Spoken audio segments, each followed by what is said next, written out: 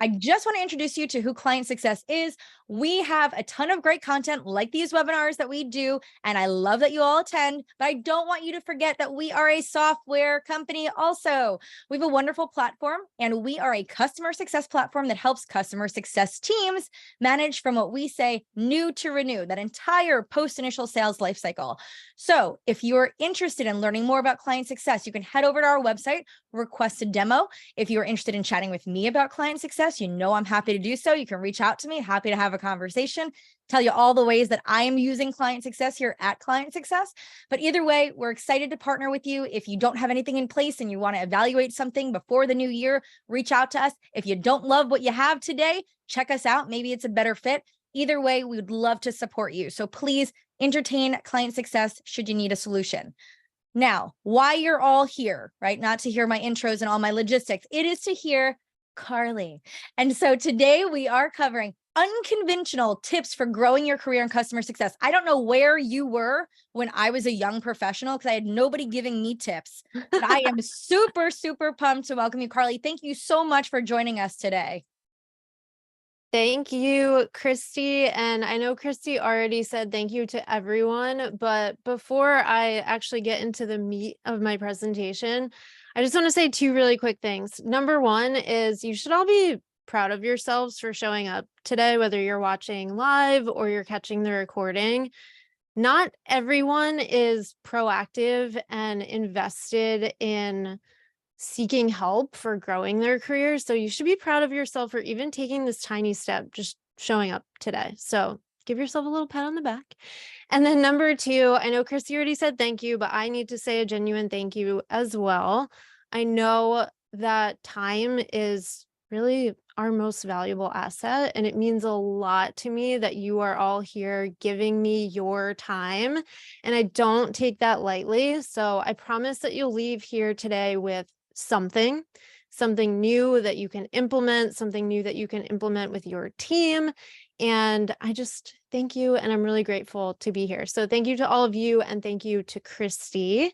And with that, let's dive in. All right, guys, I'm going off camera. I'm going on mute. I'm going to let Carly do her thing. I will be in the chat. So if anyone needs me, that's where I'll be. Bye, Kristi.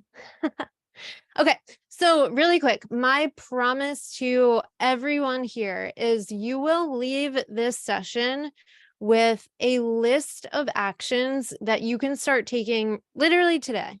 My goal is to give you really easy things that you can start implementing right away to either gain clarity on the next step in your career. Maybe you're not sure what that next step looks like and you're just trying to figure out, what should I be doing?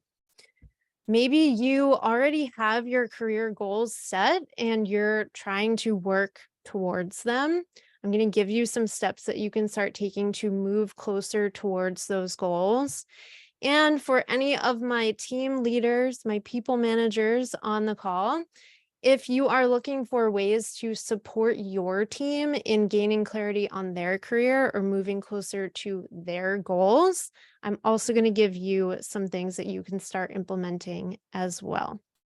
Now, before I start hitting you with a bunch of advice, and if any of you have attended any of my previous webinars, you've probably heard me say this before, but before you take anyone's advice, whether it's related to your career or something totally different, I really think that you should be informed to make a decision on whether or not you want to take that person's advice, right? And so you should understand, at least at a very basic level, where I've learned all of these things that I'm going to be sharing with you. And so with that, I just want to give you a really quick summarized view into my career, so that you can take this and decide, okay, is this someone that I want to take advice from or not? And there's no right or wrong answer, right? It's a personal decision. So back in 2014, like many folks, and something that has become more and more popular, I transitioned from sales to customer success. Now, I won't get into all of the reasons why I made that transition, but two things. Number one, I knew that I loved working with customers, and truthfully, I knew that I was good at it. But what I did not love was having my entire career be based on a number. Couldn't handle it, couldn't handle the heat.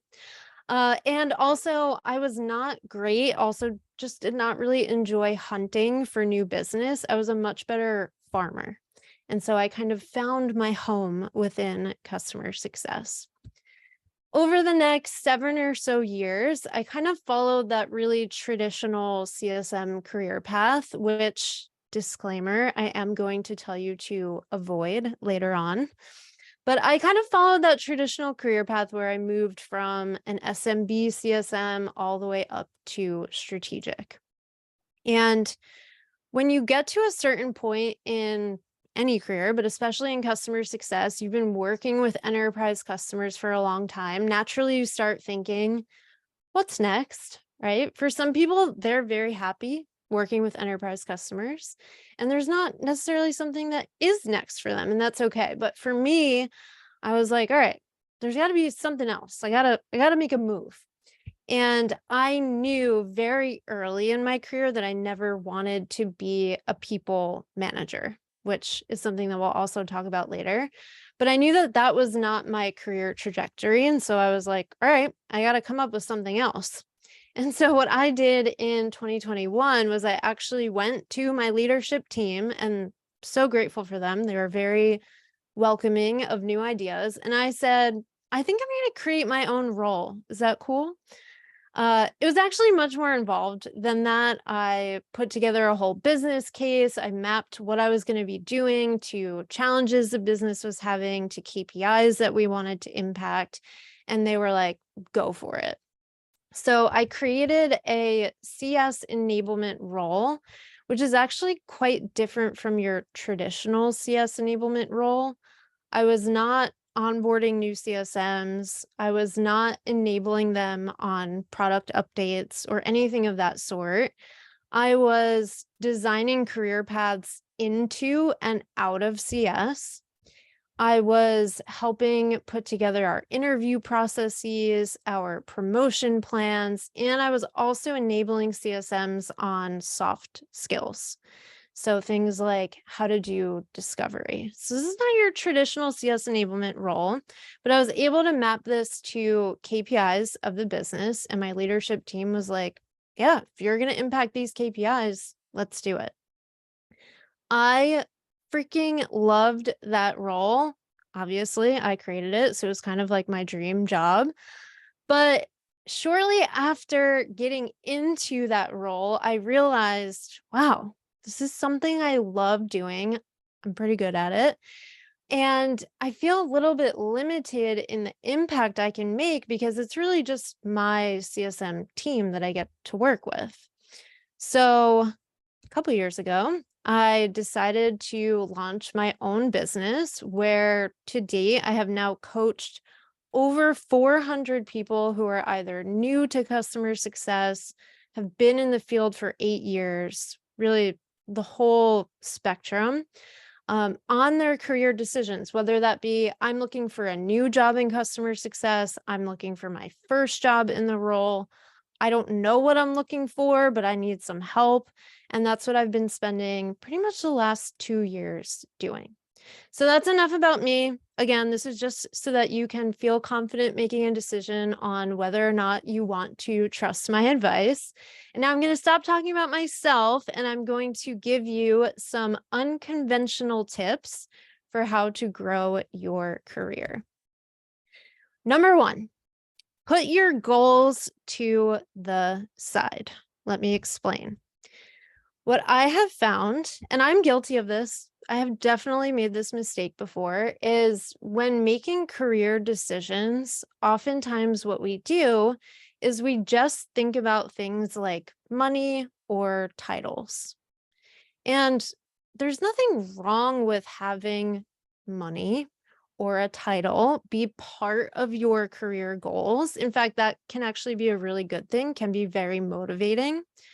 But if money and status are the only criteria you're using to make decisions in your career, I can pretty much guarantee that you are going to be more likely to end up in a role that you either don't like or a role that you're not going to succeed in.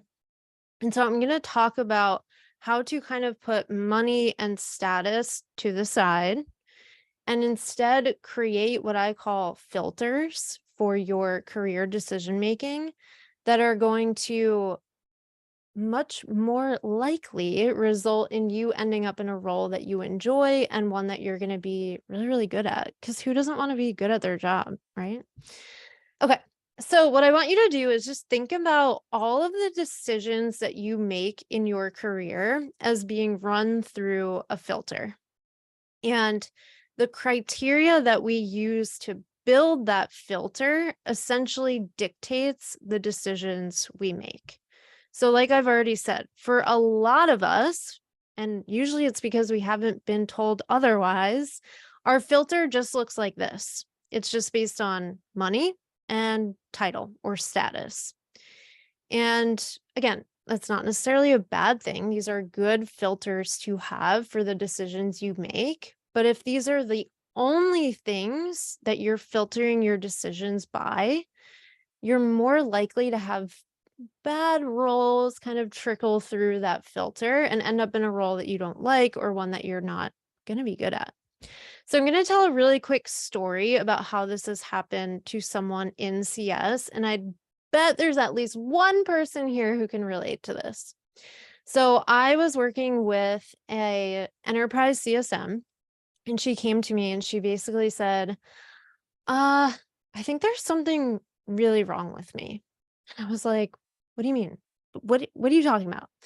She was like, okay, so my whole customer success career, I've just been aiming for enterprise CS because that's kind of like the gold standard. That's what everyone is aiming for. And I finally got it. I got the promotion. I was really, really excited. Like, oh my gosh, I made it. But I freaking hate my job now. And she was like, so I think there must be something wrong with me. Like, what did I do wrong? How did I end up in this role that I really, really hate? And if it's something that I don't like doing, does that mean that there's nothing left for me in customer success? So I essentially told her, A, there's nothing wrong with you. B, you are not alone. This happens to a lot of people. And also, let's dig into the why behind you're not enjoying this role. Because I bet what we're going to find is that there are things you hadn't even considered before you took this promotion. So long story short, some of the things that we uncovered was when you move from mid-market to enterprise, and by the way, this is something a lot of people don't talk about, enterprise customers tend to move a lot slower, right? It's not like you're like, hey, go implement this thing. And they're like, cool, we got it done. Sometimes it takes them a year to make a decision or to make a change. And what we found was this person, she really needed to feel her impact on her customers in order to stay motivated. Otherwise, she just felt like, well, what's the point of what I'm doing if I don't get to see that change be implemented? And so she was starting to feel unmotivated because she wasn't seeing her impact. What we also uncovered is because enterprise customers move a little bit slower, she was just feeling bored. And there's absolutely nothing wrong with that. That is a normal feeling to have. So we uncovered that she actually preferred to be in a faster paced environment, and she didn't love the slower paced environment of enterprise CS. The other thing that we uncovered was in her particular situation, now this won't be true everywhere, but in her particular situation, the enterprise team that she joined was very process oriented. They had a ton of playbooks, and she almost felt like she didn't get to make any decisions about what she was doing because everything was dictated by a playbook. So what we had learned was she actually loves to have a little bit of creative liberty. She likes to have a little bit of freedom in her decision making. And that's not going to be true for everybody, right? Some people might see this stuff on the reality side and go, that sounds ideal. But that is the whole point, right? What works for some people is not going to work for others, and that's okay. But what happens is we tend to make decisions in our career without really being intentional about what we like and what we don't like and what motivates us and what doesn't motivate us. And so, long story short, what we had uncovered was her filter for her career decisions was just this. She was basically just like, yeah, I can make more money and I could get a higher title. So I'm going to walk you through how to build out these filters so that it becomes more robust and so that it does a better job of helping you make decisions throughout your career, whether that be you are staying in CS, you are joining CS for the first time, maybe you're moving out of CS. It doesn't matter. This concept will apply to anywhere you are in your career.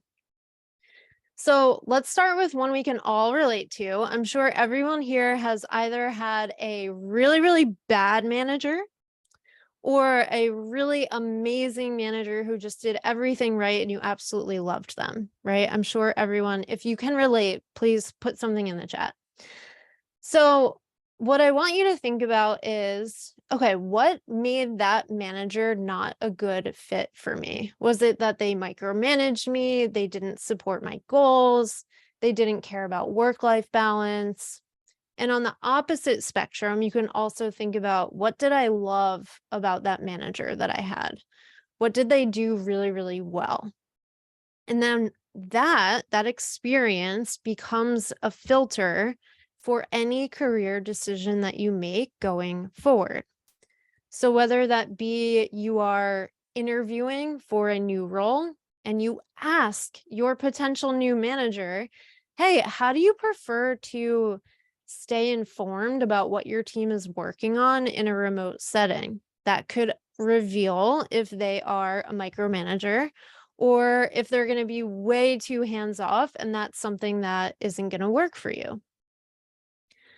Another one we can probably all relate to, especially being in CS, if you've ever worked in the startup space or if you're coming into CS for the first time, if you've ever found yourself in a role where you had no metrics, you had no data, you had no visibility into your performance, and maybe that just made you feel really lost all the time. Can anyone relate to that? Go ahead and like put a me or an emoji in the chat. I know I've been there, and for me, it did not work. For some people, it will work. But the point is, if you've ever had that experience, now that becomes a new filter for your career decisions. So let's pretend you are looking for a new CS role, or maybe you're considering a promotion. You can ask questions like, how do you arm your CSMs with visibility into their performance? Right? And if that person is like, oh, we don't really have metrics and we don't have data, so it's kind of like a guessing game, that's information that you need to know because that might not be a good fit for you. Now, maybe you're thinking about leaving CS entirely. You can still use this filter and you can think, okay, well, I'm considering like product management and content marketing. But in content marketing, this role that I'm looking at, there's really no metrics. And so, okay, that's important for me to know. It's not a metrics-based role. And that's something that I need to feel good. Another one should be the day-to-day of the role. So I can actually share something that I went through as a CSM, and I'm sure some of us here can relate to. I was so used to being a CSM who owned renewals and expansions. And I have no problem admitting that I got such a dopamine hit from closing those big deals. Like it just felt really, really good. Does anyone else feel that way? And then one day my company was like, hey, we've matured. We're going to bring all the renewals and expansions under sales. And so you're no longer really going to be involved in these things. And that was really hard for me because that was what used to keep me really motivated and excited. And so if I were looking for a new CSM role, maybe I'm specifically now looking for a CSM role where I can be involved in renewals and expansions.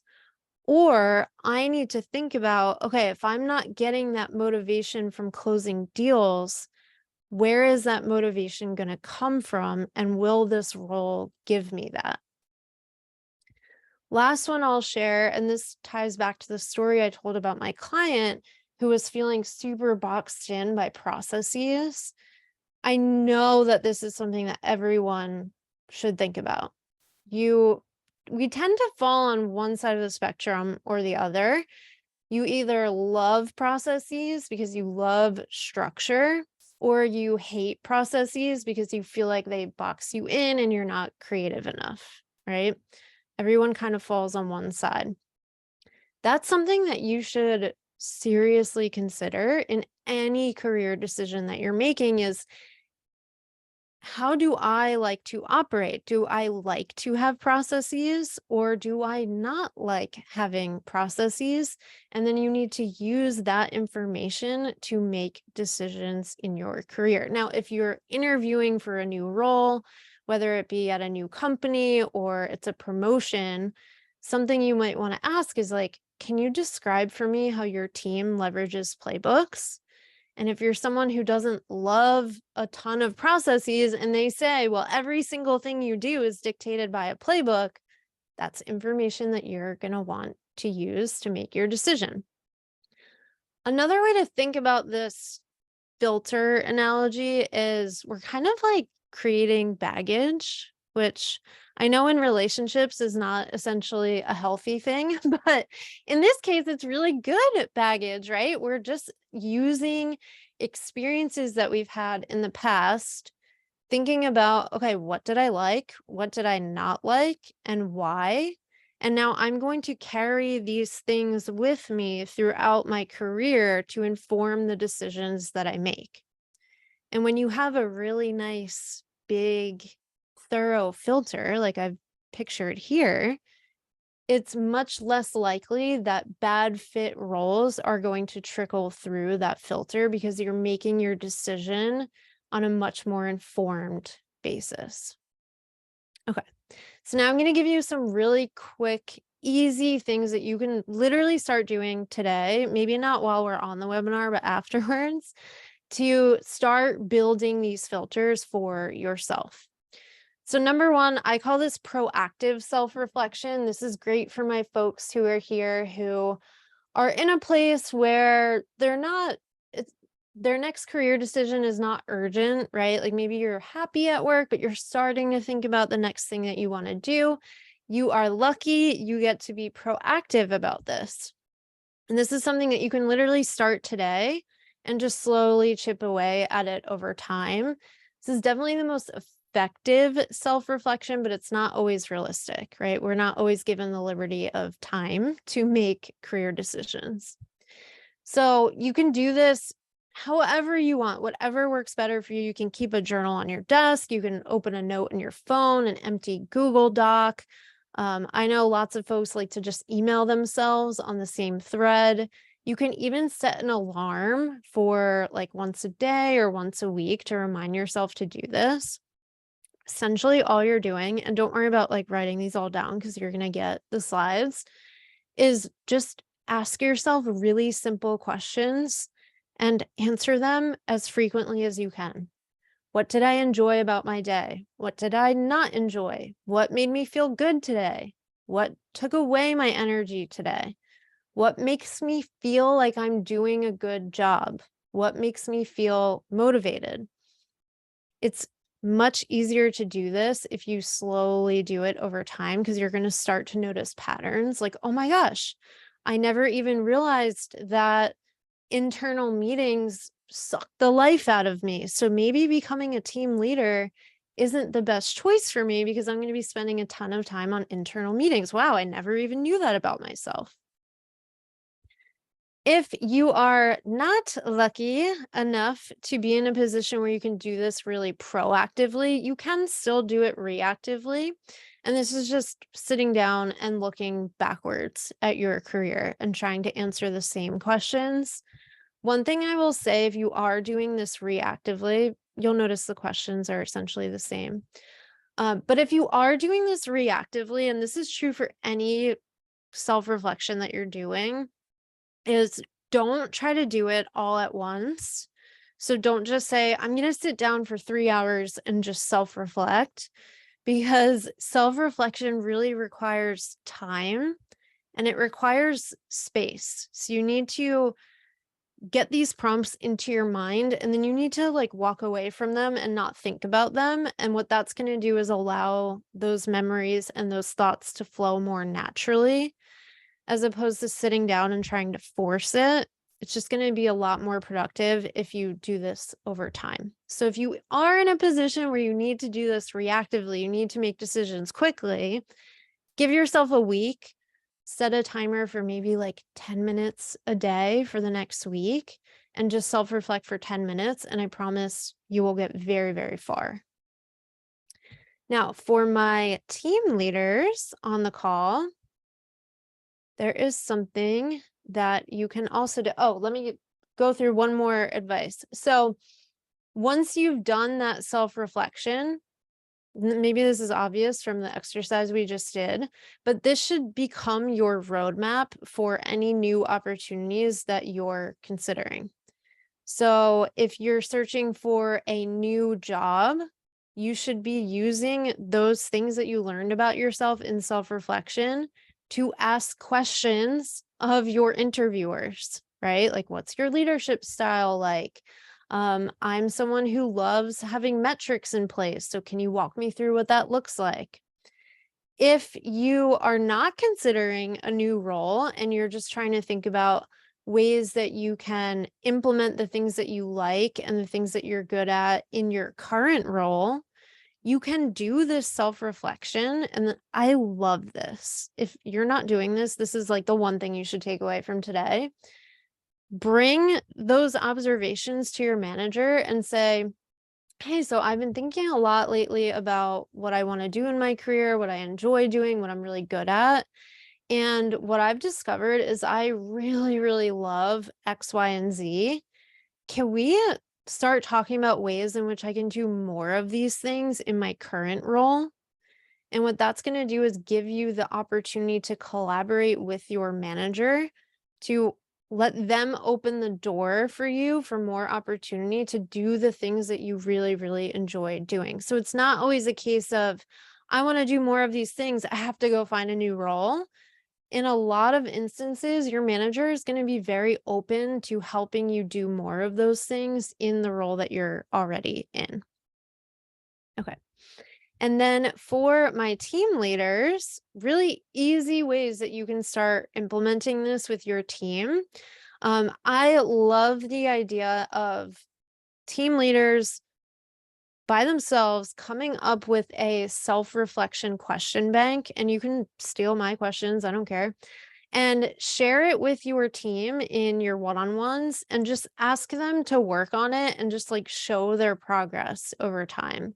That way you're encouraging them to do the self-reflection, and this way they're more likely to go and do it as opposed to them thinking about doing it on their own.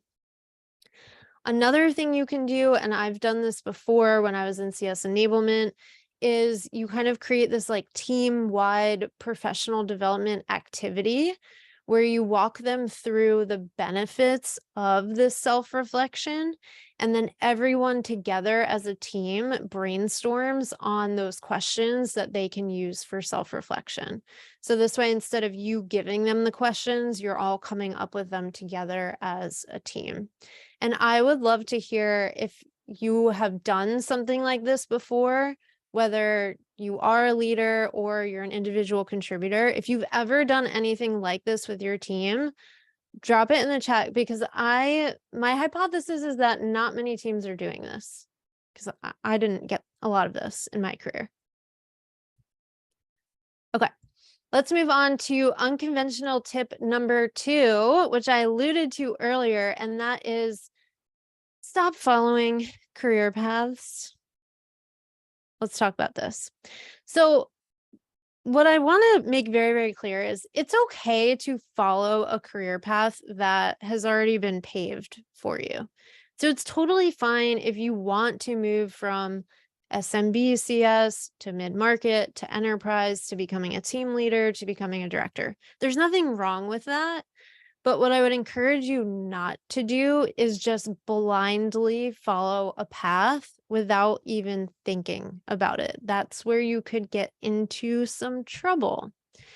So when we think about the traditional CSM career path, it looks like this, right?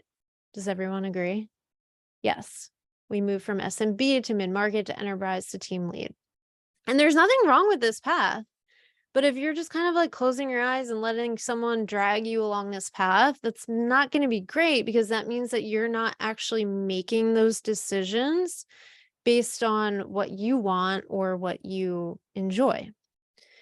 And one of the things that I both love about customer success, and I also think what makes customer success so freaking unique and special, is that just within the umbrella of customer success, there are so many different angles that you could take your career.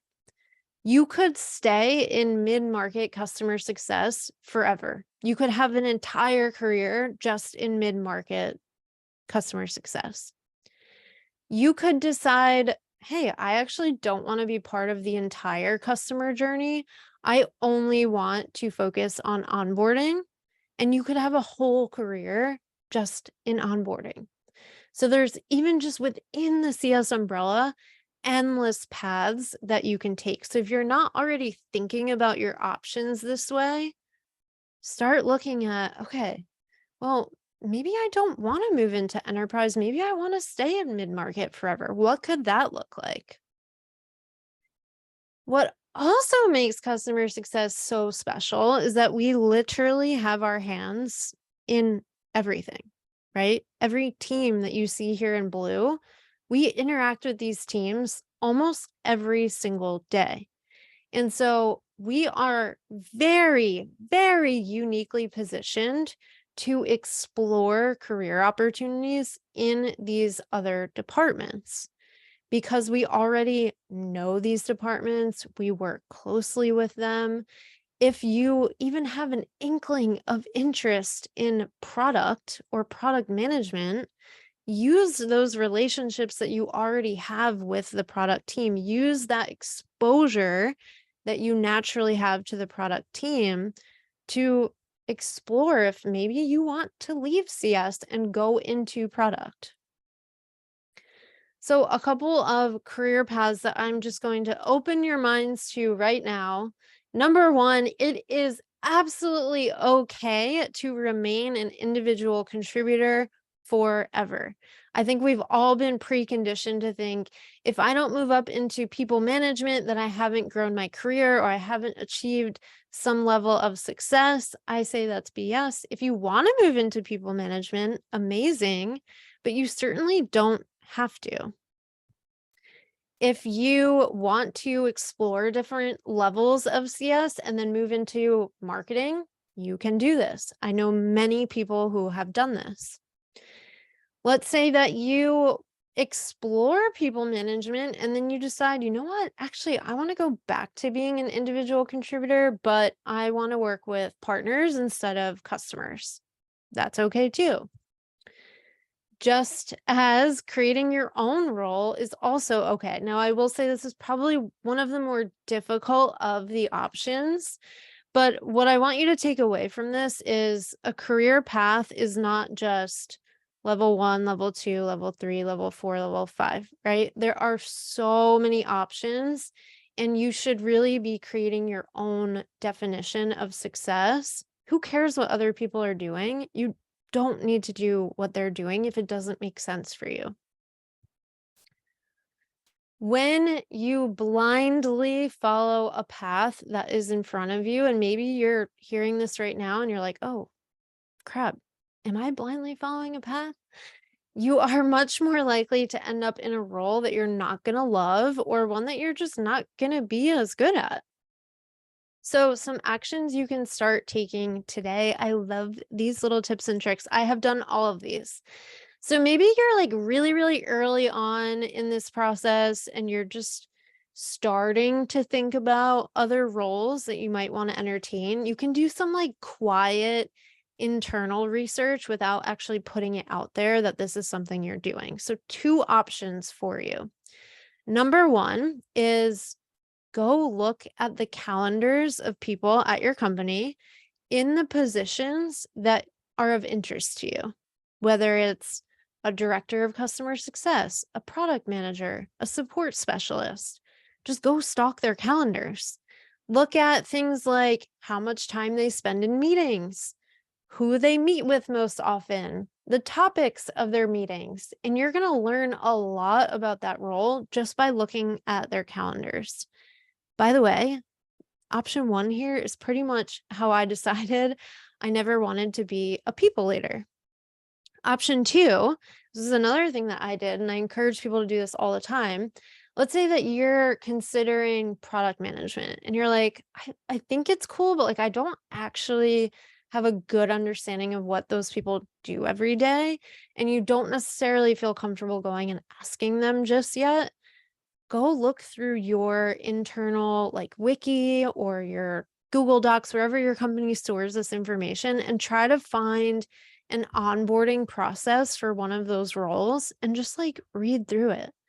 What are those people expected to do in their first 30, 60, 90 days? What does their day-to-day look like? What processes do they need to learn?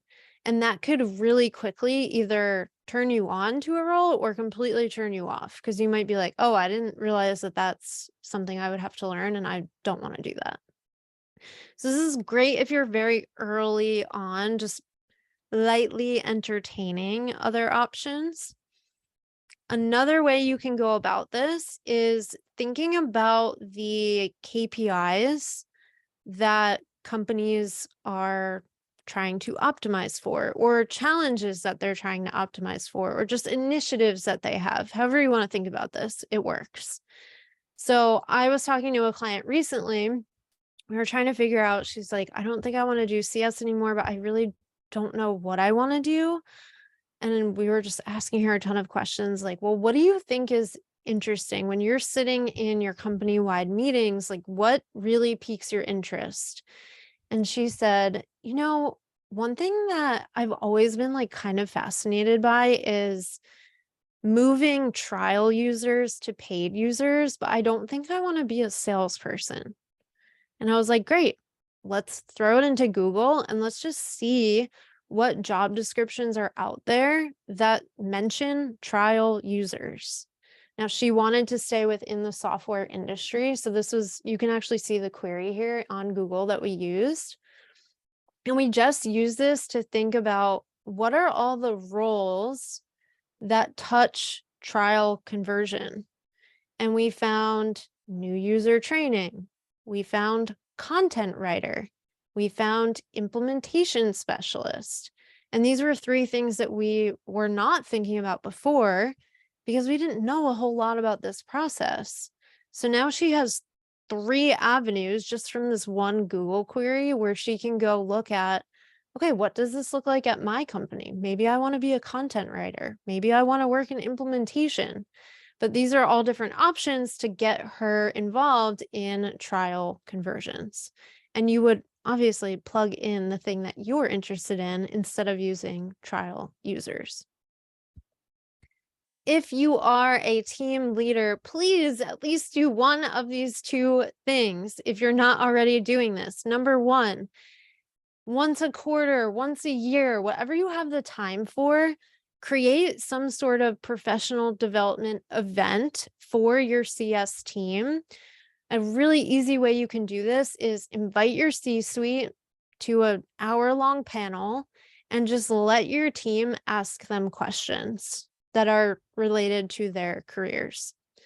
Another way you can do this is you can let your CSM team submit questions ahead of time, and then you send them to the C-suite. They come in and they just talk about their careers. Sometimes just that little bit of exposure will create so much clarity for people.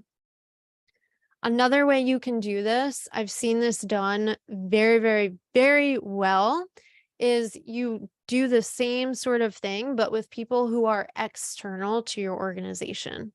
So if you're a CS leader, go try to find 5 or 6 people on LinkedIn who have different career trajectories. Maybe they entered CS from a different field. Maybe they left CS to go do something different. Maybe they did follow the traditional CS career trajectory.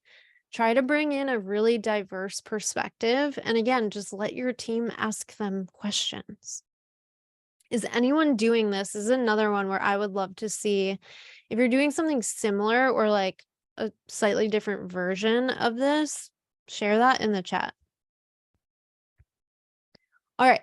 Unconventional tip number 3 is to ditch your self-reviews. Now, before you all get mad at me, I'm not actually saying that you should entirely ditch your self-reviews. Obviously, you want to participate in them. But if you are only relying on your self-review to advocate for yourself, you are very, very behind. So we're going to talk about this. Now, what I hear a lot of, and this causes a lot of tension and frustration for people, is they'll come to me and say, you know, I got to my self-review. I like put so much time and energy into it, and I was expecting a promotion because I made it very, very clear in that self-review that I wanted a promotion, that I was like expecting one. And so for a lot of us, the expectation is we get to the self-review and then our manager's like, yay, oh, I'm so glad you asked. Here's your promotion. But the reality is, if you're waiting for that self-review to A, make your intentions clear, and B, advocate for yourself, that is actually just starting the process.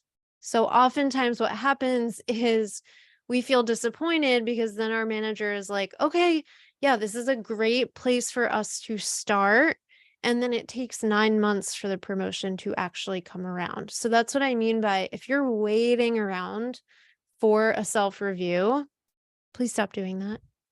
You should really be advocating for yourself all year round. Now, usually when I say this to people, I hear one of 2 things. One is, but I have a really hard time talking about myself, which is fair, and that might be true for you. But learning how to advocate for yourself is a skill, and it just requires practice. So even if it feels uncomfortable the first few times you do it, that's normal. It's just like any other skill. The more you do it, the more comfortable it will feel and the better you will get at it. So even if it feels uncomfortable right now, I would challenge you and say, just because it feels uncomfortable doesn't mean you can't start doing it. The other concern that I always hear from folks is, what if people think I'm bragging? Has anyone ever felt this way? And what I say to that is, for most of us, underline the word most, for most people, we're not walking around in a natural state of just like bragging about ourselves, right? Now, there are definitely some outliers. I'm sure we can all think of that outlier in our life. But if you are not in a natural state of advocating for yourself, it's going to feel uncomfortable for you, but that does not mean that others are going to notice it. Okay. And I would even challenge that thought further and say, if they do notice, right? So if all of a sudden they're like, oh, Carly seems to be kind of like advocating for herself a little bit more. She's like speaking up on team calls more. She's presenting more. What's going on? What if instead of judging you for it, they're actually inspired by it? Chew on that for a minute. So some actions you can start taking today. If you're not already doing this, like the second we hang up, you should just start because it's so easy. make a folder in your email inbox and just title it praise or whatever you want to call it. It doesn't have to be praise. Every time you receive a compliment or achieve a goal, could be like, oh, I saved an account that was at risk, or I closed this expansion deal, or I got my executive sponsor to talk a lot on this QBR that we had. While it's fresh in your mind, write yourself a quick email and just throw it in that folder so that when you get to your self-review, you have so much evidence accumulated. But also, because I said don't wait for your self-reviews, you can actually make a goal for yourself, like every one-on-one that you have or every other one-on-one that you have with your manager. Try to naturally bring up one of those good things that you did in the conversation. Could literally be as simple as, oh, do you remember how I said that client was at risk? Well, I sent this email, we had this meeting and I sent them this thing that we've never used before, and look at their engagement skyrocketed. So you can work that into the conversation really naturally, but if you just start plugging in these tiny things like, look what I did, look what I did, look at this thing that I tried and it worked, that's a really easy way to start practicing self-advocacy. And this way you're doing it throughout the year and you're not just waiting for the self-review. Another thing you can start doing, I love this. And honestly, if anyone were ever to ask me, like, how did you advocate for yourself throughout your career? This was it. It's very subtle, but it's very effective. So when I was planning out my quarters as a CSM, of course, I was always thinking, what do I need to do this quarter, right? Like, what renewals do I have? What are my KPIs? But I would always set a goal for myself to try something new or different with a client, whether it was like a new email campaign, a new process, a new type of meeting. It didn't matter. It could even be like a new slide that you present, could be that small. I was always thinking, like, what's something new I can test this quarter? And then I would tell my manager, hey, I'm going to test this thing because I think it's going to be really effective at driving engagement, or I think it's going to land really well with executive sponsors. So I'd tell them ahead of time, I'm going to do this thing. I would document my process. So, like, here's the slide I made, or here's the person I reached out to, all of my steps. And then at the end of the quarter, after I did that thing, if it worked, I would bring it to my manager and be like, okay, so remember that thing I told you I was going to test? Well, it worked really well. I think if I was going to do it differently, I might change this one step. But I was thinking it could be really helpful for everyone on the team to start trying this. So can I maybe present this at our next team meeting, or, in the next 3 months? That is one of the most impactful and most subtle ways for you to advocate for yourself, because you're actually positioning it as a benefit for everyone, as opposed to being like, I did this amazing thing and I'm really trying to get a promotion in a couple of months. So can I advocate for myself on a team meeting? It's really unnatural. So position it as a benefit for everyone. And people are going to start to notice that, especially your leadership team. And for leaders, please, if you're not already doing this, encourage your team to advocate for themselves throughout the year. So encourage them not to wait for self-reviews to do this.